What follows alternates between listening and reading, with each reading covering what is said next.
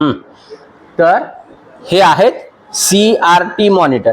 CRT monitor म्हणजे cathode ray tube monitor म्हटलेलं आहे. याचे डिसएडव्हान्टेज काय आहे तर बल्की इन साईजला खूप मोठा आहे ते. बल्की इन साईज म्हटलं रिक्वायर मोर इलेक्ट्रिसिटी, खूप जास्त इलेक्ट्रिसिटी लागते त्याला, आणि लेस क्लिअरिटी पण त्याची कमी असते, आणि त्याच गोष्टीमुळे ते आउटडेटेड पण झालेले आहेत. आधी जनरली तेच होते, पण हे सगळे त्याचे डिसएडव्हान्टेज होते म्हणून ते आउटडेटेड झाले. जनरली अशी पिक्चर ट्यूब राहत होती, इथे एक कॅथोड रे गन राहत होती, आणि ती कॅथोड रे गन इकडल्या साईडला इलेक्ट्रॉन बीम इमिट करत होती त्या स्क्रीनवर समोरच्या, आणि त्याच्यानंतर तुम्हाला पिक्चर दिसत होतं. तर या टाईपचे ते आधीचे मॉनिटर होते, पण आता हे जनरली कोणी वापरत नाही, कारण की हे सगळे त्याचे डिसएडव्हान्टेज आहेत. ठीक आहे. त्याच्यानंतर E book reader, electronics book म्हणू शकतो आपण. इलेक्ट्रॉनिक्स टॅबपेक्षा थोडं वेगळं, टॅबचं ब्राईटनेस कॉन्ट्रास्ट वगैरे जास्त असते, तर हे एकदम स्लाइड मध्ये जसं पुस्तकच वाचत आहे आपल्या पेजेस सारखंच ते दिसते. जनरली अमेझॉन किंडलचं ते मोठ्या प्रमाणात विकल्या जाते. किंडल कंपनी होती आणि नंतर ते अमेझॉनवरूनच ती मोठ्या प्रमाणात विकत होते, म्हणून त्यांनी अमेझॉन सोबत कोलॅबरेशन वगैरे केलं आणि ते मोठ्या प्रमाणात मग विकल्या जातात. ठीक आहे. तर याच्यामध्ये स्क्रीनची साईज किती, त्याची मेमरी किती, प्रोसेसर किती, त्याच्यानंतर बॅटरी किती वेळ चालते, त्याच्यानुसार त्याची किंमत डिपेंड असेल. हे सरळ म्हणू की इंटरनेटला कनेक्ट होऊन वेगवेगळे सोर्सेस वरून तुम्ही वेगवेगळे बुक्स वगैरे डाउनलोड करू शकता. म्हणजे लायब्ररीज असतात किंवा बुक स्टोअर असतात वगैरे. अमेझॉनच्या किंडल कंपनीवर जेवढे काही बुक्स आहेत तेवढे तुम्हाला ते फ्रीमध्ये डाउनलोड करता येतात, आणि मग काही विशिष्ट पब्लिकेशनचे पाहिजे असतील तर ते तुम्हाला विकत घेऊनही तसे डाउनलोड करता येतात. जनरली लोक न्यूजपेपर किंवा मॅगझिन वाचण्यासाठी पण मोठ्या प्रमाणात ते वापरतात. सगळ्यात महत्त्वाचा फायदा काय म्हटलं तर खूप सारे असे पुस्तकं घेऊन वगैरे जायचं काम नाही. एकच घेऊन गेलं, इंटरनेटला कनेक्ट होते, मोबाईलचं हॉटस्पॉट पण आपण देऊ शकतो, आणि व्यवस्थित आपल्याला पुस्तकासारखं त्याला वापरता येते किंवा वाचता येते, म्हणून त्याला ई बुक रीडर म्हटलंय. तर ई म्हणजे सरळ इलेक्ट्रॉनिक बुक्स आहे, इलेक्ट्रॉनिक फॉर्मॅटचं ते पुस्तक आहे, आणि आपल्या पर्यावरणाचा ऱ्हास पण होणार नाही. म्हणजे आपलं पुस्तक छापायला जे झाडं तोडावं लागतात तर ते झाडं वगैरे पण तोडावं लागणार नाही. तर हे सगळे त्याचे फायदे आहेत. ठीक आहे. त्याच्यानंतर इंटरॅक्टिव्ह व्हाईट बोर्ड, हे पण आपण बऱ्यापैकी क्लासरूम मध्ये किंवा कॉर्पोरेट ब्रॉड रूम म्हटलेला आहे. म्हणजे जिथं काही एक्सप्लेन करून सांगायचं असेल, जनरली आपला व्हाईट बोर्ड असतो, त्या व्हाईट बोर्डवर आपण त्या पेनने लिहितो. आधी ते ब्लॅक बोर्ड राहत होते, त्याच्यावर आपल्याला खडून लिहावं लागत होतं. तर इथं व्हाईट बोर्ड सारखी ती व्हाईट स्क्रीन असते, फक्त ते विशिष्ट इकडे काही सॉफ्टवेअर असतात, त्याच्यामध्ये विशिष्ट टाईपच्या स्पेशल पेन किंवा काही वेळेस तुम्ही फिंगरनी पण किंवा अदर डिव्हाइसने इकडले ऑप्शन्स घेऊन हे बघू शकता. बऱ्याच शाळेमध्ये पण आहेत किंवा आजकाल आपण ट्युशन मध्ये वगैरे पाहतो. तर त्याचा सगळ्यात महत्त्वाचा फायदा हाच आहे की कुठलेही व्हिडिओ वगैरे एक्सप्लेन करायला खूप सोपं जाते. लगेचच आपण त्याच्यात एक्सप्लेन करू शकतो. पाहिजे त्या गोष्टी आपल्याला त्याच्यात दाखवता येतात, जी इझिली आपल्या व्हाईट बोर्डवर किंवा ब्लॅक बोर्डवर आपण नाही दाखवू शकत, तर त्याच्यावर आपल्याला खूप इझिली त्याला डिस्प्ले करता येतात. पण त्या बोर्डपेक्षा हे बरेच महाग असतात. एक खूप सिंपल आपण म्हणू, तुमच्या मोबाईलच्या टच स्क्रीन सारखाच तो बोर्ड असतो, फक्त तो मोठा असतो. ठीक आहे. बघितलं असेल ना तुम्ही, सगळ्या बऱ्याच ट्युशन मध्ये वगैरे असते, आपल्याला काही काम पडत नाही म्हणून आपण त्याला वापरत नाही. त्याच्यानंतर हे UHD टीव्ही. ठीक आहे. अल्ट्रा हाय डेफिनेशन टेलिव्हिजन म्हटलं तर हे जुने टीव्ही होते ज्याची क्लिअरिटी कमी, तर हे त्याच्यापेक्षा ultra high definition HD TV म्हणजे हाय, आणि यू म्हटलं तर मग अल्ट्रा हाय डेफिनेशन टेलिव्हिजन वगैरे आपण म्हणू शकतो. तर deliver much clear and more detail wide screen picture than regular TV म्हटलेलं आहे. म्हणजे जुन्या टीव्हीपेक्षा आणखीन जास्त क्लिअर आणि जास्त डिटेल आपल्याला त्याच्यामध्ये व्यवस्थित क्लिअर फॉर्मॅटमध्ये दिसते. तर जनरली ते टीव्ही म्हणून पण वापरू शकता, आणि मग तुम्हाला मॉनिटर म्हणून पण त्याला वापरता येईल. आणखीन जास्त क्लिअर दिसले तर मॉनिटर वापरलं तर असा काही फरक पडणार नाही. म्हणजे ते दोन्ही पण वापरता येतात, तर त्यांना UHD टीव्ही म्हणू शकता. आणि हे डिजिटल प्रोजेक्टर किंवा ज्याला आपण प्रोजेक्टर म्हणतो किंवा वर ठेवतो, हे आपण जे शिकवायलो ते प्रोजेक्टर आहे.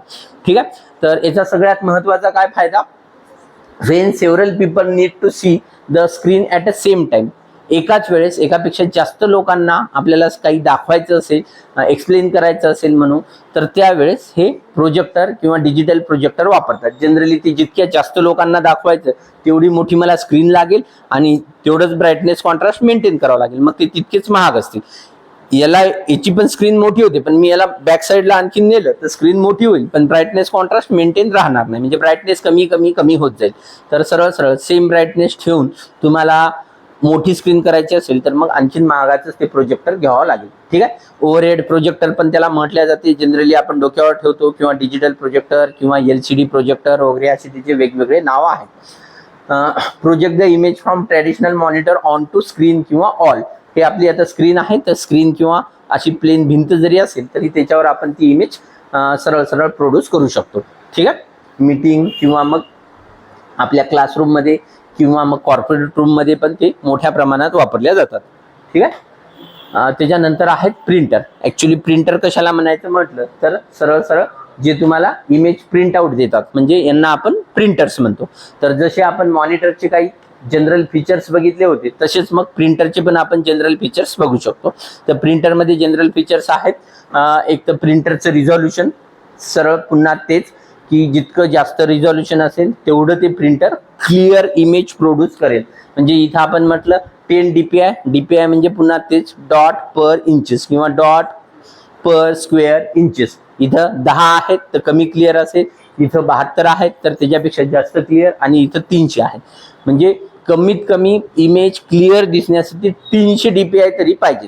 300 डॉट पर स्क्वेअर इंचेस मध्ये त्या प्रिंटरने ते प्रिंट करावं म्हणजे तुमची इमेज क्लिअर प्रोड्यूस होते. त्याच्यापेक्षा कमी असेल तर ती क्लिअर दिसणार नाही. त्याच्यापेक्षा जितकी जास्त असेल तिथं आणखीनच चांगली दिसेल. पण नॉर्मली आपल्या ह्युमन आईजला दिसण्यासाठी ते 300 DPI लागते. ठीक आहे. तर रिझॉल्युशन कशाला म्हटलं मग, it is a measure of clarity of image producer. Printer resolution however is measure in DPI, आणि DPI म्हणजेच मग आपण लॉंग फॉर्म लिहिला डॉट पर इंचेस. एका स्क्वेअर इंचेस मध्ये किती डॉट्स, ते जितके जास्त असतील तितकं तुमचं प्रिंटर चांगलं दिसेल. ठीक आहे. किंवा प्रिंट आउट चांगले दिसतील. जसं आपण इथं म्हटलं की हे लो रिझॉल्युशन प्रिंटर आहे आणि हे हाय रिझॉल्युशन प्रिंटर आहे. तर लो रिझॉल्युशन प्रिंटरमध्ये मोठे मोठे डॉट्स आहेत मग सरळ क्लिअरिटी कमी होईल, आणि हाय रिझॉल्युशन प्रिंटरमध्ये मग जास्त क्लिअरिटी राहील. ठीक आहे. त्याच्यानंतर कलर कॅपेबिलिटी. प्रिंटरमध्ये आजही आपण कलर कॅपेबिलिटी बघतो कारण की दोन्ही प्रिंटर मार्केटला आता अवेलेबल आहेत. आपले जे जुने 10-15 वर्षाखाली मॉनिटर पण कलर मिळायचे आणि प्रिंटर पण मॉनिटर कलर पण मिळायचे आणि ब्लॅक अँड व्हाईट पण मिळत होते. पण आता सगळीकडे कलरच मॉनिटर आहेत, म्हणून मॉनिटरच्या बाबतीत आपण कलर कॅपेबिलिटी बघितलं नाही. पण प्रिंटरच्या बाबतीत आजही कलर आणि ब्लॅक अँड व्हाईट दोन्ही पण प्रिंटर मिळतात. कलर प्रिंटर साहजिकच महाग असतील आणि कलर प्रिंट आउटही मग दिसायला चांगली दिसेल. तर colour capability is provide by most of printer today. म्हटलं सगळे जनरली येणारे इंजेक्ट प्रिंटर, लेझर प्रिंटर पण कलर येतात पण ते महाग असतात. म्हणजे नॉर्मल लेझर प्रिंटर तुम्ही घेतलं ब्लॅक अँड व्हाईट तर 10-15 हजाराला भेटते, आणि तेच तुम्हाला कलर लेझर प्रिंटर घ्यायचं म्हटलं तर मग ते 30-35 हजाराला घ्यावं लागेल. म्हणजे सरळ कलर प्रिंट आउट महाग असते. त्याच्यात एक सिंपल क्वेश्चन आजकाल यायला लागला की ब्लॅक शाई का वापरतात, तर ब्लॅक शाई स्वस्त असते म्हणून सरळ सरळ ब्लॅक शाई वापरतात. कुठेही तुम्हाला black and white print out त्याच गोष्टीमुळे मिळते कारण की ती प्रिंट आउट स्वस्तात भेटते. कुठल्या एखाद्या झेरॉक्स प्रिंटरवर, झेरॉक्स सेंटरवर तुम्ही गेले मोठ्या प्रमाणात प्रिंट आउट काढतो म्हटलं तर तुम्हाला 2-3 रुपयात ब्लॅक प्रिंट आउट मिळून जातील. पण तेच कलर जर पाहिजे असेल तर ते मग 10 रुपये घेतील कारण की कलर इंक ही महाग असते. ठीक आहे. त्याच्यानंतर प्रिंटरचा स्पीड कशाला म्हणायचं तर speed is measure in number of pages printed per minute. एका मिनिटामध्ये तो किती पेजेस प्रिंट करतो. म्हणजे प्रिंटर स्पीड म्हटलं तर प्रिंटर इकडून तिकडे जाणार नाही. ठीक आहे. तर एका मिनिटात ते प्रिंटर किती पेजेस प्रिंट करते. स्लो येत असेल तर आपण म्हणेल बोर आहे काय प्रिंटिंगला वेळ लावायला वगैरे वगैरे. तर जास्तीत जास्त पेजेस त्याने प्रिंट करावं. जितके पेजेस जास्त प्रिंट करत असेल पर मिनिटमध्ये तर तेवढं ते प्रिंटर चांगलं किंवा भारीचं आहे आपल्याला म्हणता येईल, आणि आपल्याला ते फास्टमध्ये आपले प्रिंट पण निघते. प्रिंटरची मेमरी कशासाठी, तर प्रिंटरला मेमरी पण असते. तर प्रिंटरला मेमरी कशासाठी, within a printer it is used to store printing instruction and document waiting to be printed. म्हणजे याच स्लाइडचं सपोज आपण उदाहरण दिलं, आपण म्हटलं की समजा हे माझं कम्प्युटर आहे, हे प्रिंटर आहे आणि इकडून मी प्रिंट म्हटलं. आता आपल्या खूप साऱ्या स्लाइड आहेत. मग प्रिंटरची मेमरी कमी असेल तर पहिल्यांदा 10 स्लाइड ट्रान्सफर होतील मग प्रिंट होतील, पुन्हा 10 ट्रान्सफर होतील मग प्रिंट होईल, पुन्हा 10 ट्रान्सफर होतील मग प्रिंट होईल. म्हणजे ऑटोमॅटिकच जर प्रिंटरची मेमरी कमी असेल तर प्रिंटिंगसाठी तुम्हाला वेळ लागेल. आणि प्रिंटरची मेमरी जास्त असेल तर एकदाच जास्तीत जास्त स्लाइड ट्रान्सफर होतील आणि फास्टमध्ये प्रिंट, म्हणजे प्रिंटरची मेमरी जेवढी जास्त तेवढं मोठं डॉक्युमेंट किंवा फास्टमध्ये तुम्हाला प्रिंट करता येते. प्रिंटरची मेमरी कमी असेल तर मोठं डॉक्युमेंट जनरली प्रिंट करायला पण खूप प्रॉब्लेम येतील तुम्हाला. ठीक आहे, तर त्याच्यासाठी प्रिंटरची मेमरी जी आहे ती जास्तीत जास्त असायला पाहिजे. म्हणून त्याच्यामध्ये लिहिलं within a printer it is used to store printing instruction and document waiting to be printed. आणि more the memory faster will be able to print large document. जितकी जास्त मेमरी असेल तितकं सरळ सरळ मोठं डॉक्युमेंट आपल्याला प्रिंट करायला सोपं जाईल. आणि लास्टमध्ये आहे डुप्लेक्स प्रिंटिंग. नवीनमध्ये आता हे डुप्लेक्स प्रिंटर पण निघाले. तर डुप्लेक्स प्रिंटर म्हणजे काय, दोन्ही साईडने प्रिंट होते. आधी पण तशी तुम्हाला दोन्ही साईडने प्रिंट काढता येत होती, पण काय सपोज या कागदावर आपण प्रिंट काढली, तो कागद पूर्ण बाहेर निघायचा, मग आपल्याला पलटून टाकावं लागायचं आणि मग वापस प्रिंट टाका, म्हणजे थोडा आपल्याला त्रास होत होता. तर नवीन प्रिंटरमध्ये तसं नाही. डुप्लेक्स ऑप्शन सिलेक्ट केलं की हा कागद प्रिंट होतो, मधातच तो पलटी होतो आणि इकडे असा वापस त्याच्यातून प्रिंट होते आणि मग तो पुन्हा कागद बाहेर येतो. म्हणजे 3-4 हजार रुपये दिले जास्त की आजकाल सगळेच तुम्हाला डुप्लेक्स प्रिंटर पण भेटत आहेत. तर म्हणू आपण तुम्हाला दोन्ही साईडनी त्याच्यावर प्रिंट करता येते. म्हणजे त्याच्यावर पण एक क्वेश्चन आहे, डुप्लेक्स प्रिंटरचा काय फायदा आहे. तर डुप्लेक्स प्रिंटरमध्ये सरळ सरळ आपण स्पष्ट म्हणू शकतो की दोन्ही साईडनी पेपर प्रिंट होत असल्यामुळे आपले पेजेस वाचतात. 50 पेजेसवर सेपरेट साईडने काढण्यापेक्षा 25 पेजेसवरच तुम्ही दोन्ही साईडने केलं तर 50 पेजेसची आपली प्रिंट आउट होऊन जाईल. म्हणजे सरळ सरळ आपले 25 पेजेस वाचतील. तर डुप्लेक्स प्रिंटिंगमध्ये आपलं पुन्हा कागद वाचतील किंवा पेजेस प्रिंटिंगसाठी वाचतील. हा सगळ्यात महत्त्वाचा त्याचा फायदा आहे. तर हे काही जनरल प्रिंटरचे फीचर्स आहेत. म्हणजे प्रिंटरच्या फीचर्समध्ये रिझॉल्युशन जास्त असायला पाहिजे, प्रिंटर कलर असेल तर फारच छान, त्याच्यानंतर स्पीड जास्त असायला पाहिजे, मेमरी पण जास्त असायला पाहिजे आणि प्रिंटिंग जे आहे ते दोन्ही बाजूनी झालं तर आणखीन चांगल्या प्रकारे म्हणजे आपले कागद वाचतील. त्याच्यानंतर प्रिंटरचे प्रकार. प्रिंटरच्या प्रकारामध्ये मग सगळ्यात पहिले आहे इंक जेट प्रिंटर. नावच आहे इंक जेट. इंक म्हणजे शाई, जेट म्हणजे स्प्रे करणे. सरळ सरळ इंजेक्ट प्रिंटरमध्ये काय होत असतील, inkjet printer sprays a ink at high speed onto surface of paper.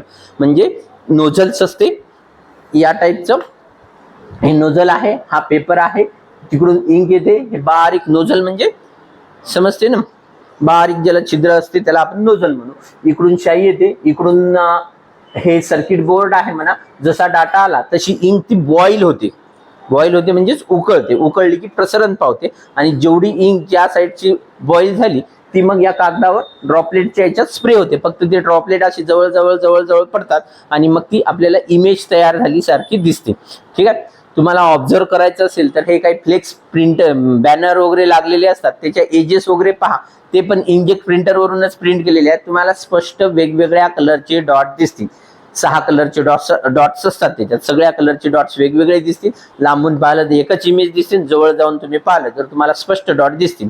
आजकाल ते सगळेच गणपतीचे वगैरे बॅनर लागलेले आहे, कोणाचं वाढदिवसाचं बॅनर असते तर तिथं जवळ जाऊन तुम्ही पाहू शकता की ते इंजेक्ट प्रिंटरने कसं ते स्प्रे होते. ठीक आहे, तर हे याच्यामध्ये डिसएडव्हान्टेजमध्ये मुख्य 2 महत्त्वाचे डिसएडव्हान्टेज आहे. एक तर स्प्रे होत आहे, थोडीशी इकडे तिकडे पसरल अशी, म्हणजे एकदम क्लिअर लेझर इमेज सारखी इमेज नसते. आणि दुसरं महत्त्वाचं, नोझल खूप बारीक असतात, इतके बारीक की तुम्हाला डोळ्यांनी सुद्धा दिसत नाहीत, एवढे बारीक असतात. म्हणजे त्याला पाहायचं असेल तर मायक्रोस्कोप मधून पाहावं लागेल आणि तेवढ्या बारीक नोझल मधून इंक येत आहे. ठीक आहे, मग हे प्रिंटर तुम्ही 2-4 दिवस वगैरे नाही वापरलं तर ही इंक याच्या भोवती ब्लॉक होते, म्हणजे वाळून जाते स्पष्ट. तर ती वाळली तर मग पुन्हा मग इकडून काही प्रिंटही होणार नाही. मग ते नोझल साफ करा, वरच्यावर नोझल साफ केलं तर मग ते खराब होते वगैरे.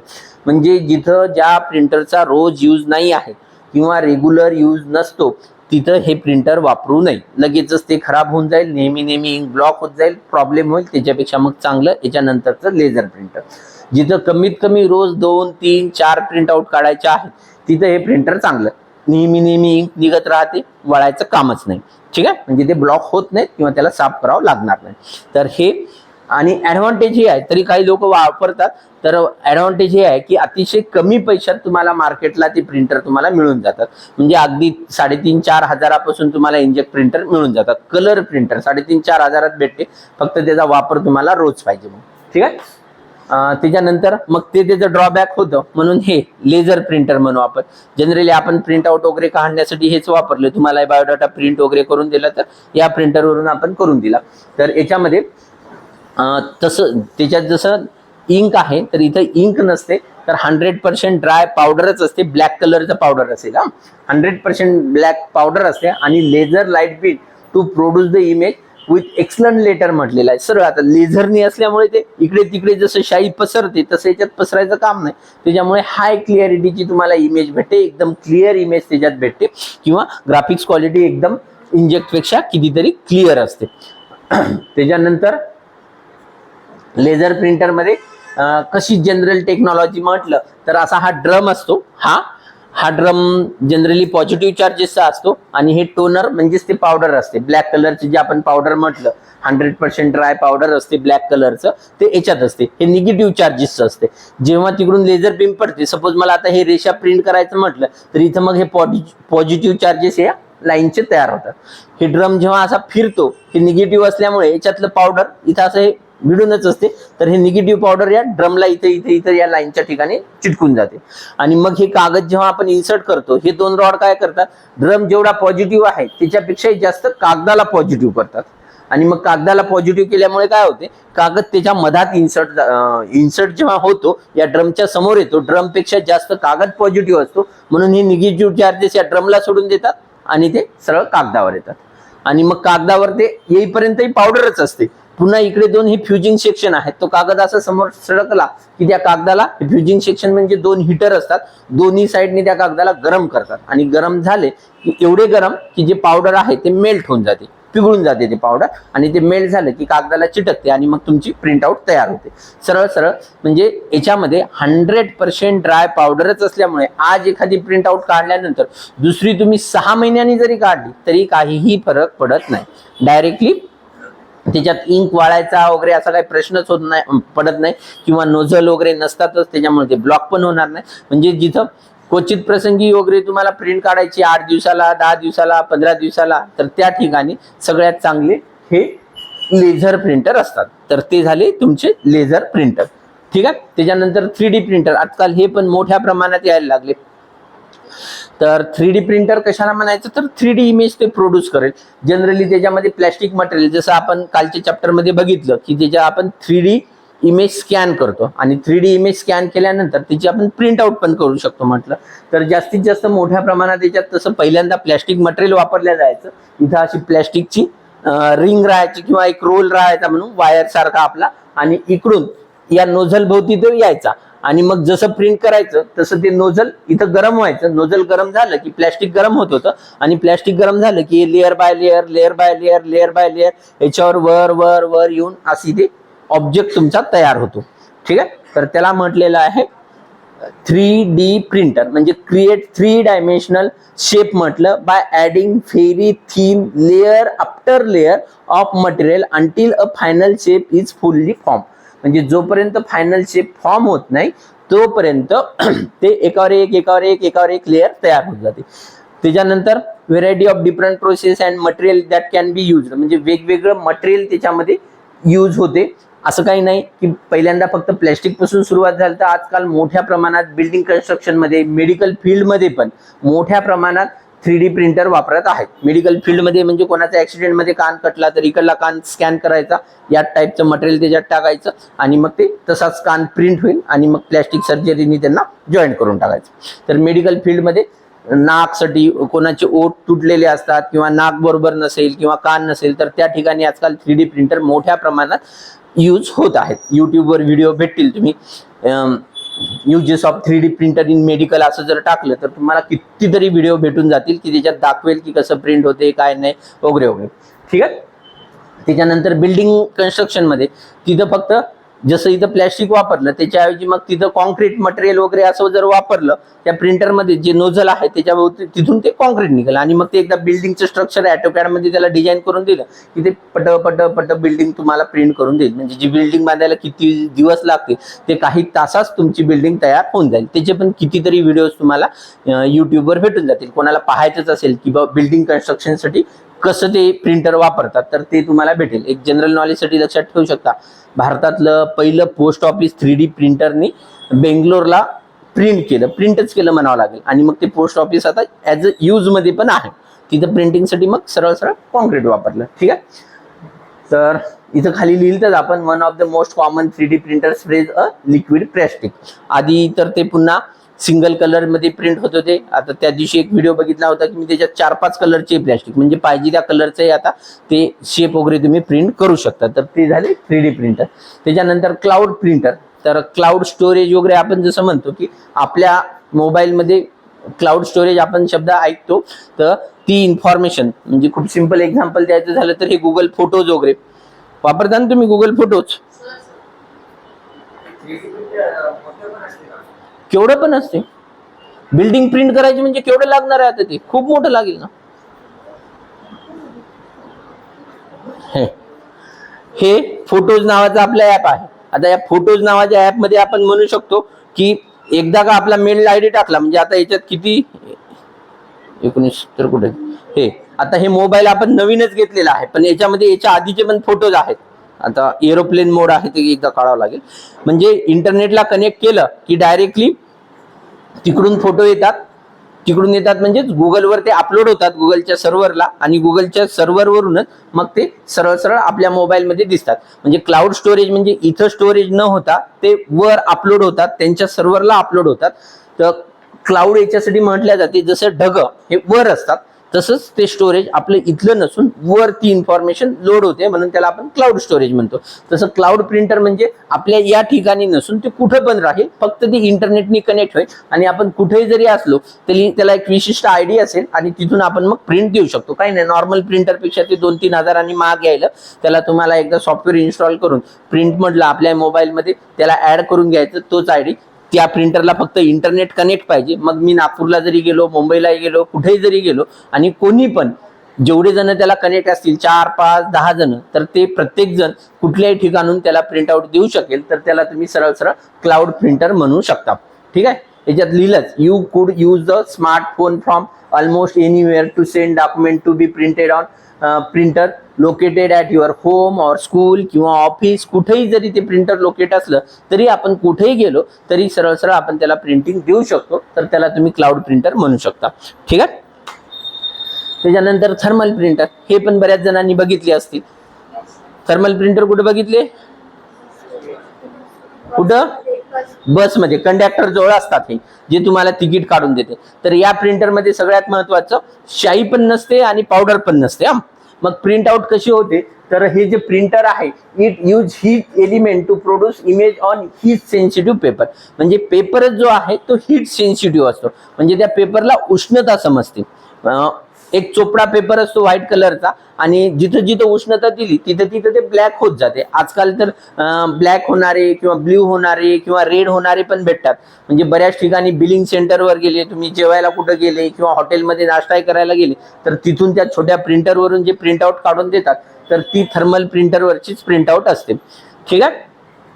तर हे झाले थर्मल प्रिंटर. म्हणजे याचा मेन फायदा हा आहे की बाबा मधातच शाई संपली, पावडर संपली किंवा शाई लीक झाली, त्या कंडक्टरच्या अंगावर सांडली, अशातला काही प्रकार नसतो.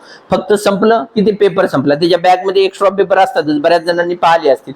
ते ऑलरेडी तिकीट काढताना संपले की बॅगमधून एक दुसरा रोल काढतो आणि तो लगेच टाकतो त्याच्यात आणि लगेच तुम्हाला प्रिंट आउट देऊन टाकतो. म्हणजे हे वापरायला खूप सोपे असतात. सगळ्यात महत्वाचं, त्या सगळ्या प्रिंटरपेक्षा हे वापरायला खूपच सोपे असतात. आणि त्या गोष्टीमुळे सगळीकडे जिथं म्हणजे नॉर्मल लोकांना यूज करायचा असतो, ज्यांचा आणि कम्प्युटरचा काही संबंध नाही किंवा त्यांना कम्प्युटर वापरणं खूप अवघड वाटते, तर त्या ठिकाणी खूप इझी यूजसाठी जनरली थर्मल प्रिंटर वापरतात. लक्षात ठेवायचं महत्वाचं हे की त्याच्यावर म्हणजे त्याच्यामध्ये हीट सेन्सिटिव्ह पेपर वापरावा लागतो. ठीक आहे. त्याच्यानंतर हे डॉट मॅट्रिक्स प्रिंटर. आता डॉट मॅट्रिक्स प्रिंटर हे डॉटनी मिळून इमेज तयार करतात. तर डॉटनी मिळून इमेज तयार करतात म्हणजे त्याच्यामध्ये हे असे पिन्स असतात, इकडे रिबन असते आणि बॅक साईडला कागद असतो. ते रिबन काय म्हणता येईल आपल्याला, ही रिबन आणि इकडे कागद म्हटलं तर हे पिन्स या रिबनवर आदळतात. जसं ते टाईपरायटरचं आहे तसं, तर हे रिबनवर आदळतात आणि त्याच्यानंतर मग ती प्रिंट तयार होते. तुम्ही कॉलेजला ऍडमिशन वगैरे केलं तर जनरली त्याच प्रिंटरवर आपल्याला प्रिंट आउट देतात. त्याचं सगळ्यात महत्त्वाचं कारण की हे जे आहे हे इम्पॅक्ट प्रिंटर आहे. इम्पॅक्ट प्रिंटर आहेत म्हणजे ते हेड आणि रिबन यांचं एकमेकांना घर्षण होते आणि त्याच्यामुळे आपल्याला कार्बन कॉपी मिळते. म्हणजे हे एकमेव प्रिंटर आहेत की जे तुम्हाला कार्बन कॉपी देऊ शकतात. म्हणजे जिथं कार्बन कॉपी मग मस्ट आहे, पाहिजेच पाहिजे. ऍडमिशन करताना एक ते स्वतःजवळ ठेवते कारण की त्याला संध्याकाळी हिशोब द्यावा लागतो, इतक्या जणांची ऍडमिशन झाल्या आणि एवढे पैसे आले, आणि एक तुम्हाला पावती देते. तर त्या ठिकाणी मग कंपल्सरी हे डॉट मॅट्रिक्स प्रिंटर वापरतात. हे आपल्या इकडे मागे वजन काटा वगैरे आहे तर तिथे तुम्ही पाहू शकता डॉट मॅट्रिक्स प्रिंटरच आहे कसं असते ते. ठीक आहे. Create a text or image using a dot म्हटलेलं आहे. असं हे डॉटची मिळून इमेज तयार होते. त्याच्यामुळे ते क्लिअर वगैरे नसते हा, पण तरी आणखीन काही ठिकाणी का वापरतात तर जिथं तुम्हाला कार्बन कॉपी मस्ट आहे तिथं ते वापरतात. ठीक आहे. त्याच्यानंतर प्लॉटर हे पण जनरली बऱ्याच जणांनी पाहिले असतील. आपल्याकडे 3-4 ठिकाणी आहेत. खूप मोठ्या प्रमाणात इमेज प्लॉट करायची असेल म्हणजेच हे आपले फ्लेक्स प्रिंटिंग वगैरे जे आहे तर तिथं खूप मोठ्या प्रमाणात आपण प्रिंट करतो. तर खूप मोठ्या प्रमाणात तुम्हाला प्रिंट करायचे असेल म्हणजे लार्ज फॉर्मॅटमध्ये प्रिंट करायचं असेल तर त्यावेळेस आपण प्लॉटर वापरतो. Plotter are special purpose printer for producing wide range of specialize output म्हटलं. Plotter create maps. Generally map कोणाला काम पडते तर मग जे आर्किटेक्ट वगैरे आहेत, इंजिनियर वगैरे आहेत त्यांना नकाशे काढायचं काम पडते तर ते, किंवा images for architecture and engineering drawing म्हटलं म्हणजे पेंटरला ती कामी पडते आणि आर्किटेक्टला मोठ्या प्रमाणात ते कामी पडते. तर ती जे प्रिंटर आहेत तर त्यांना तुम्ही प्लॉटर म्हणू शकता. ठीक आहे. त्याच्यानंतर आहेत ऑडिओ आउटपुट डिव्हाइस. म्हणजे आधी मॉनिटर झाले, नंतर प्रिंटर झाले आणि आता ऑडिओ आउटपुट डिव्हाइस. म्हणजे तुम्हाला कम्प्युटरमधून आता आवाज बाहेर पाहिजे असेल तर आवाज बाहेर पाहिजे असेल तर आधी जेवढे आपण डिव्हाइस बघितले त्याच्यातलं कुठलंही डिव्हाइस आपल्याला वापरता येणार नाही. त्याच्यासाठी मग आपल्याला एक स्पीकर वापरता येईल किंवा हेडफोन वापरता येईल किंवा मग इयरफोन वापरता येईल. ठीक आहे. या तिन्हीमध्ये जनरली सेम टेक्नॉलॉजी आहे. एक जनरल मॅग्नेट असते, मॅग्नेट भोवती एक कॉपरचं कॉईल असते. जसे सिग्नल आले तसं ते कॉपरचं कॉईल व्हायब्रेट होते म्हणजेच आपण त्याला कंपन पावणे म्हणतो. आणि मग ते जसं कंपन पावलं म्हणजेच व्हायब्रेट झालं तसे ते वेव्स तयार होतात आणि आपल्या कानाला मग आवाज येतो. तर सरळ हे मॅग्नेट आणि ते कॉईल जेवढे मोठे असतील तेवढ्या मोठ्या प्रमाणात आवाज तयार होतो आणि छोटे असतील तर मग ते छोट्या प्रमाणात. म्हणजे इयरफोन मध्ये छोटूसं मॅग्नेट असेल आणि छोटीसं कॉईल असेल. त्याच्यानंतर हेडफोन मध्ये त्याच्यापेक्षा मोठं, एखादा खराब झालेला घरचा हेडफोन खोलून पहा तुम्हाला भेटेल त्याच्यात एक छोटूसं मॅग्नेट आणि छोटूसं कॉईल. आणि स्पीकर मध्ये तर खूपच मोठं. ते आजकालचे डीजे वगैरे असतात तर त्याच्यामध्ये तो खूप मोठं मॅग्नेट असेल हा आणि खूप मोठं कॉईल असेल. तेवढ्या मोठ्या प्रमाणात मग ते कंपन करते आणि तितक्यात मोठ्या प्रमाणात आपल्याला आवाज येतो. ठीक आहे. आणि त्याच्यानंतर आहेत हे last combination of input and output device. म्हणजे असे डिव्हाइस की जे इनपुटचं पण काम करतील आणि आउटपुटचं पण काम करतील. म्हणजे इन्फॉर्मेशन इनपुट पण करतील आणि आउटपुटला पण देतील. तर त्या सगळ्या डिव्हाइसला म्हटलेलं आहे combination of input and output device. तर हे 3 आणि 3 6 आहेत. एका 2-2 मिनिटात सांगून देतोय. तर याला हेडसेट म्हटलेला आहे. It is a combine of functionality of microphone and headphone. म्हणजे कॉल सेंटर किंवा आपण जे तुम्ही इरा ऐकता त्याला पण माईक वगैरे आहे, हेडफोन पण आहेत. तुम्हाला बोलायचं असेल तर सोबत बोलू पण शकता आणि हेडफोन मधून आपल्याला ऐकता पण येते. तर हेडफोन मधून आपण ऐकायलो म्हणजे सरळ सरळ ते स्पीकरचं काम करायला. त्याच्यात लिहिलंच आपण the microphone as if the audible input. म्हणजे आपण बोलू पण शकतो तर हे इनपुट व्हायला. And headphone provide audible output. याच्यातून आपल्याला आउटपुटला बाहेर डाटा पण म्हणजे गाणे पण ऐकता येतील किंवा काही इरा आपण ऐकतो ते. म्हणजे सरळ सरळ हे आउटपुटचं पण काम करत आहे आणि इनपुटचं पण काम करत आहे. त्याच्यामुळे त्याला म्हटलेलं आहे combination of input and output. इनपुटमध्ये मायक्रोफोन आणि आउटपुटमध्ये स्पीकर. त्याच्यानंतर आहे इंटरनेट टेलिफोनी. इंटरनेट टेलिफोनीमध्ये सरळ सरळ इंटरनेटचा वापर करून टेलिफोन म्हणजे कम्युनिकेशन करणे. तर कम्युनिकेशन करायला म्हणजे आपण बोलायलो पण आणि ऐकायलो पण इंटरनेटचा वापर करून. सुरुवातीला ते कम्प्युटरवर कम्युनिकेशन होत होतं. म्हणजे जेव्हा व्हॉइस कॉल खूप महाग होते तेव्हा मग ते कम्प्युटर टू कम्प्युटर इंटरनेटचा वापर करून मग कम्प्युटरवरून ट्रॅडिशनल टेलिफोनवरही आलं आणि आजकाल जर आपण टेलिफोनवर कम्युनिकेशन करतो. ठीक आहे. या प्रत्येक ठिकाणी आपण बोलतो म्हणजे सरळ सरळ इनपुट करायलो आणि ऐकायलो फोनवरचा ऐकायलो म्हणजेच ते हेडफोन मधून आउटपुट व्हायला. ठीक आहे. याच्यामध्ये एक महत्वाची गोष्ट की इंटरनेट टेलिफोनीमध्ये जे काही तुम्ही बोलता त्याचं रूपांतर हे इंटरनेट सिग्नल मध्ये होते आणि त्याच्यासाठी व्हॉइस ओव्हर इंटरनेट प्रोटोकॉल वापरला जातो. आधी ते क्वेश्चन विचारायचे, इतक्यात नाही विचारायले. VoIP चा लॉंग फॉर्म काय आहे, तर VoIP म्हणजेच काय, व्हॉइस ओव्हर इंटरनेट प्रोटोकॉल. जे आधी कॉल रेट खूप जास्त होतं, तर त्याचं कारण हे होतं की तुम्ही बोललेलं अॅनालॉग सिग्नल मध्ये जात होतं आणि ते ट्रान्सफर करण्याची जी टेक्नॉलॉजी आहे ती महाग होती सुरुवातीला. ठीक आहे, आजही तशी महागच आहे.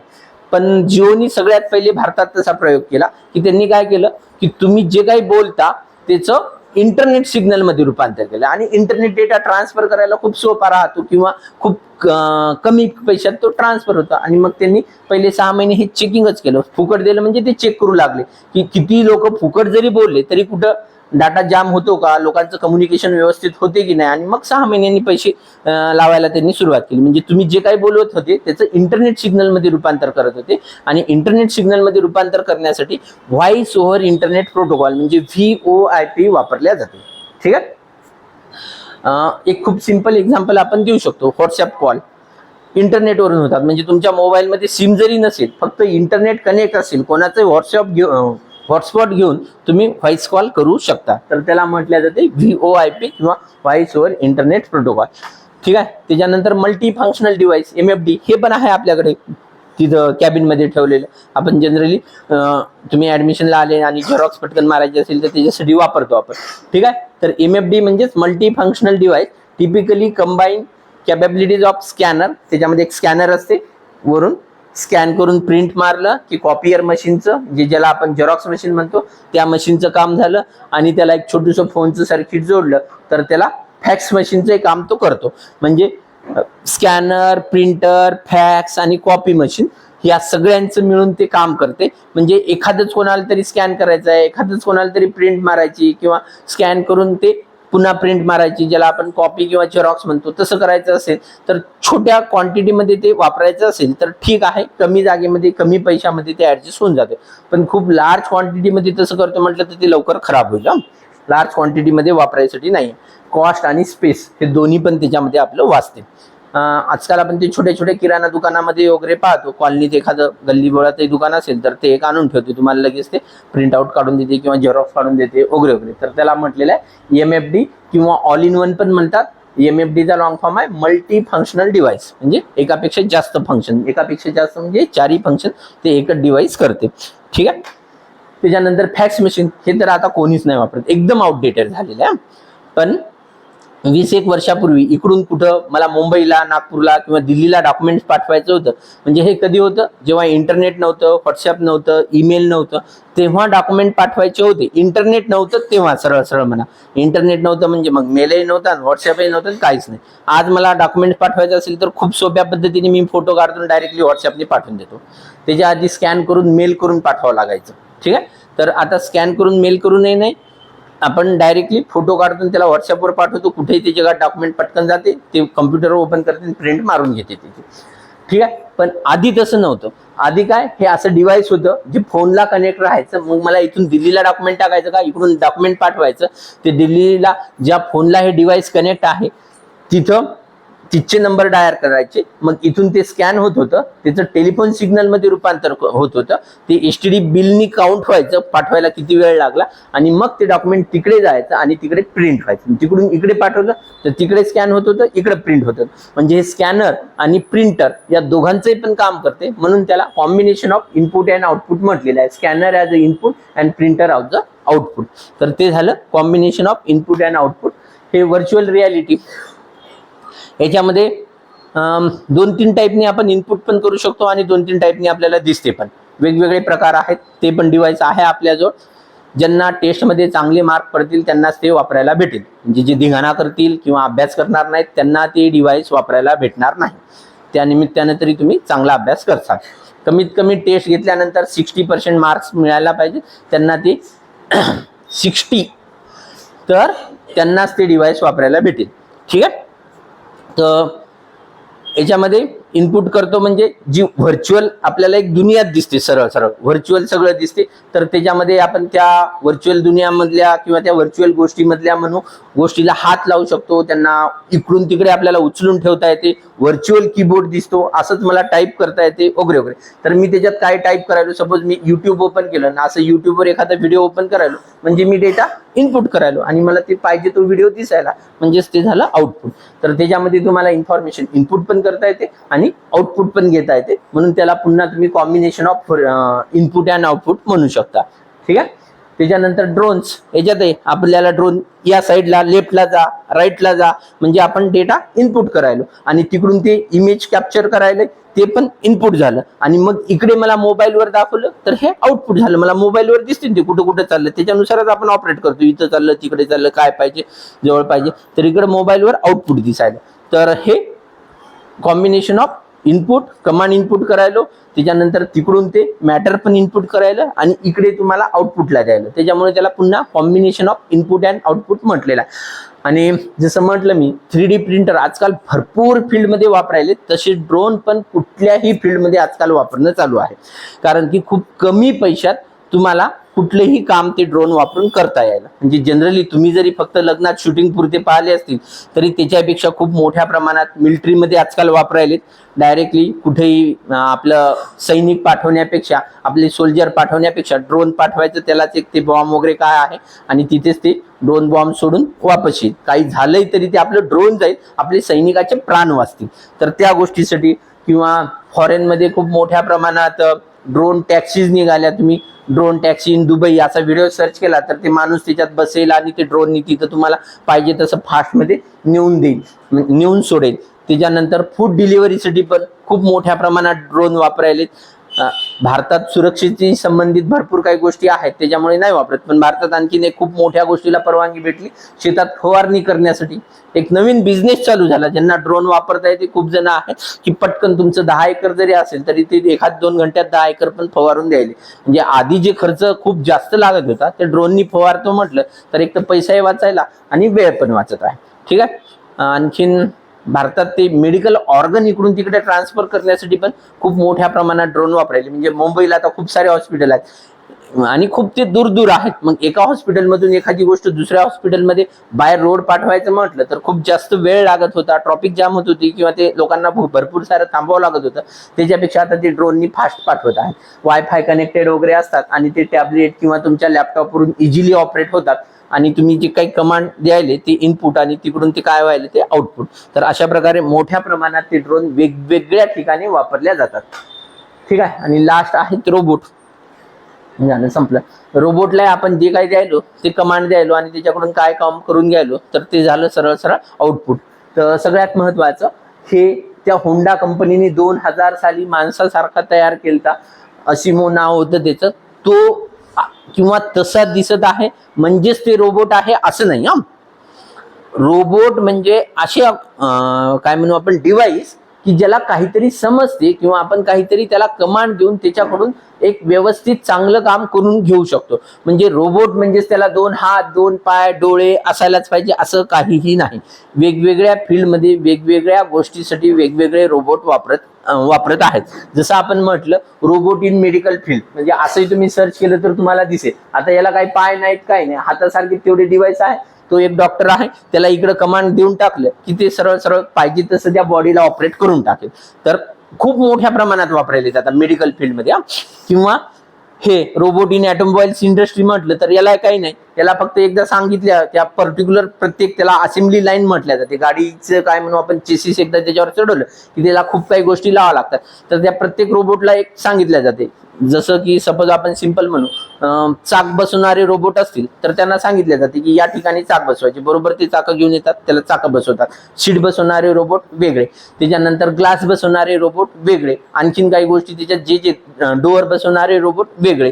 सरळ तुम्ही रोबोट इन ऑटोमोबाईल इंडस्ट्री म्हटलं की कितीतरी व्हिडिओ येतील आणि ती गाडी रोबोट कसा तयार करतो असा लंबा व्हिडिओ तुम्हाला दिसून जाईल. तर इथं एकदा फक्त त्यांना कमांड इनपुट करायच्या आणि त्याच्याकडून जे आपण काम करून घेतो ते झालं सरळ सरळ आउटपुट. म्हणून पुन्हा याला combination and input and output म्हटलेलं आहे. ठीक आहे. तर अशा प्रकारे हे छोटं आउटपुट राहिलं होतं आपलं, हे आपण आज बघितलं. उद्या आपण सेकंडरी स्टोरेज बघू. सगळ्यात महत्त्वाचं, घरी जाऊन ते MKCL थेरी ॲप ओपन करायचं. त्याच्यात राईट साईडला तुम्हाला ई बुक दिसेल, ती ई बुक ओपन करायचं आणि त्याच्यातलं आउटपुटचं सगळं वाचून घ्यायचं. काय व्हिडिओ असतील तर ते सगळे पाहायचे आणि त्याच्यानंतर उद्या क्वेश्चन करा. तरच तुम्हाला समजेल, व्यवस्थित लक्षात राहील. तुम्ही ते घरी जाऊन त्याचा काही अभ्यास नाही केला तर तुम्हाला काहीही लक्षात राहणार नाही, किंवा काही जणांना तर ते शिकवलं की नाही शिकवलं ते पण लक्षात राहणार नाही. ठीक आहे. प्रत्येक वेळेस थेअरी चॅप्टर झालं की घरी जायचं, ते ॲप ओपन करायचं, त्याच्यातले ई बुक काढायचं आणि ते सगळं व्यवस्थित वाचायचं. त्याच्यात काही क्वेश्चन्स असतील तर क्वेश्चनही लिहू शकता, म्हणजे व्यवस्थित तुमच्या डोक्यात गेला असं आपल्याला म्हणता येईल. ठीक आहे.